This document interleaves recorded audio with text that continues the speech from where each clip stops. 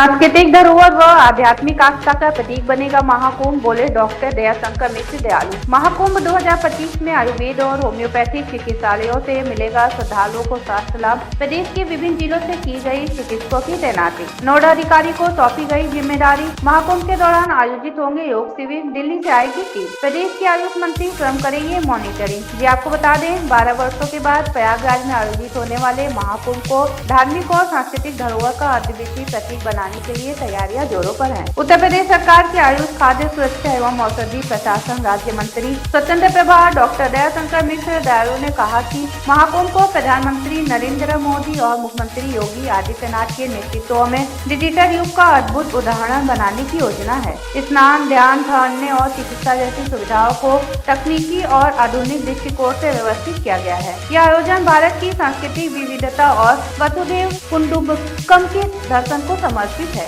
महाकुंभ न केवल धार्मिक आस्था को सुदृढ़ करेगा, बल्कि भारत की सांस्कृतिक एकता को भी वैश्विक मंच पर प्रस्तुत करेगा। आयुष मंत्री ने बताया कि इस महा आयोजन में श्रद्धालुओं के लिए आयुर्वेद और होम्योपैथिक चिकित्सा सुविधाओं का विशेष प्रबंध किया गया है। वाराणसी से समीर की रिपोर्ट। जितनी भी अच्छा, ये 24 आवर की व्यवस्था है, ऐसा नहीं कि सुबह शाम में, तो जब तक किसी का आना जाना, जो सपोर्टिंग स्टाफ है उनके लिए भी वहां रह के लोगों के इलाज के लिए इस देश के यशस्वी प्रधानमंत्री जी के प्रेरणा से, उत्तर प्रदेश के मुख्यमंत्री जी के लगातार निर्देशन में कुंभ की जो तैयारियां हैं वो आपको अभिभूत कर देने वाली है। 45 करोड़ के लोगों को आने का लक्ष्य है। 13, 14 मौनी अमावस्या का जो स्नान है, फिर आपके मकर संक्रांति है, कुल 6 शाही स्नान है जिसमें की ऐतिहासिक भीड़ होती है उन दिनों पे। इन सबको लोगों को एक अच्छी चिकित्सा सुविधा उपलब्ध कराने की नियत से सरकार ने जो अपनी तैयारियां किया है, स्वास्थ्य विभाग ने अपनी अलग तैयारियां, उनके कैंप अलग है, आयुष मंत्रालय ने इस तरह से अपनी व्यवस्था किया है। तो मुझको लगता है कि पूरे मेले में रहने वाले किसी भी दर्शनार्थी को, किसी साधु संत को किसी इलाज की कोई दिक्कत नहीं आएगी। हम सबने लगातार उत्तर प्रदेश में, दिल्ली में एक संस्थान है मोरारजी देसाई योग संस्थान, उसकी भी एक टीम, 5 सदस्यीय टीम है जो संतों के कैंप लगे हैं, तो उनके कैंपों में जाकर जगह जगह योग का प्रदर्शन करेगी। वहां की 5 सदस्यीय टीम है जो लगातार पूरे मेले के दरमियान लोगों को योग के प्रति जागरूक करने के लिए और लोगों को जोड़ने के लिए एक मेडिसिनल प्लांट, पूरी टीम मेले में जगह जगह औषधि पौधों का डेमोन्स्ट्रेशन करेगी उनके लिए बारे में, क्योंकि वहां एक मेले जैसा दृश्य रहता है, लोग आते जाते, तो जगह जगह उनके स्टॉल लगा के कैंप करके उन औषधियों का भी प्रदर्शन और उन औषधियों का डिटेल वहां लोगों को उपलब्ध रहेगा कि लोगों को समाज में अपने इर्द गिर्द के वातावरण में, जो उनके घर के आसपास जो समाज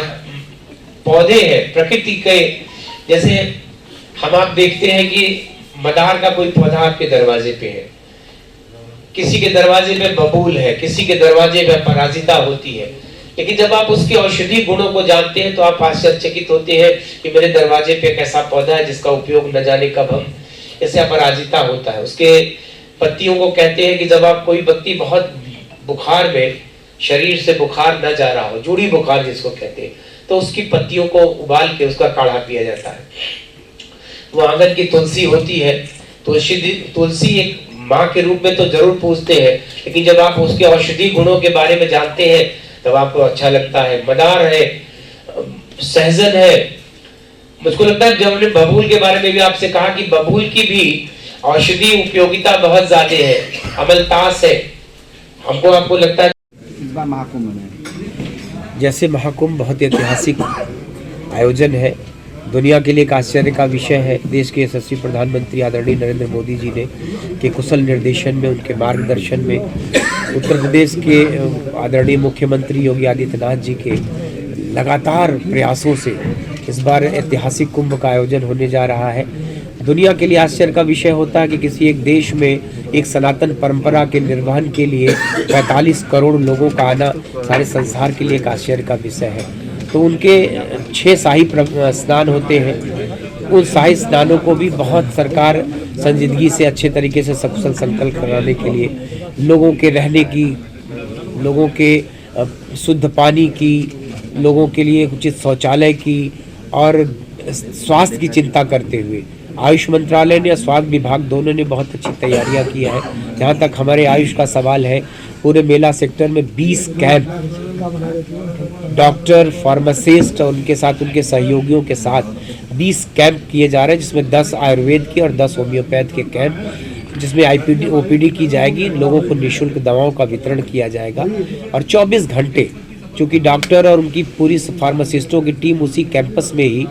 मेला प्रशासन ने जो हमको कैंप बनाने के लिए स्थान दिया है उसमें बाकायदे उनके रहने के लिए कॉटेज बने हैं, तो उनको स्थायी तौर पर मेले में प्रवास करना है, रहना है। तो जो भी व्यक्ति, किसी को स्नानार्थी को, दर्शनार्थी को और साधु संतों को जहाँ भी इलाज की सुविधा होगी, योग के प्रदर्शन के लिए भी मेला क्षेत्र में दिल्ली मोरारजी देसाई योग संस्थान की 5 सदस्यीय टीम है जो पूरे मेले में प्रदर्शन करती रहेगी, लोगों के बीच में जाकर, लोगों के साधु संतों के जो कैंप है उनमें जाकर योग का प्रदर्शन करेगी। भारतीय जो मेडिसिनल आयुर्वेदिक औषधि पौधों का बोर्ड है उसके द्वारा भी बहुत अच्छी तैयारियां की गई। वो पौधों की जगह जगह प्रदर्शनी लगाएंगे, जिससे समाज में लोगों को जन जागृति हो कि पौधों का औषधि महत्व क्या है, किस पौधे की मेडिसिनल वैल्यू कितनी अधिक है। तो इस तरह से पूरे मेला क्षेत्र में विभाग की तरफ से हर तरह की सुविधा प्रदान करके किसी को किसी तरह की कमी होने नहीं दी जाएगी।